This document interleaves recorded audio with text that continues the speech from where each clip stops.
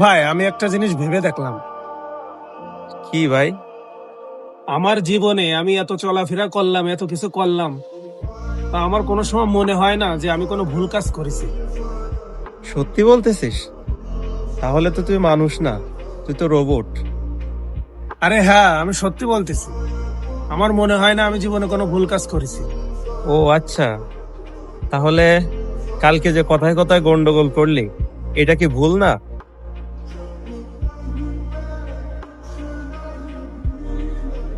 আরে না, এসব তো ছোটখাটো বিষয়।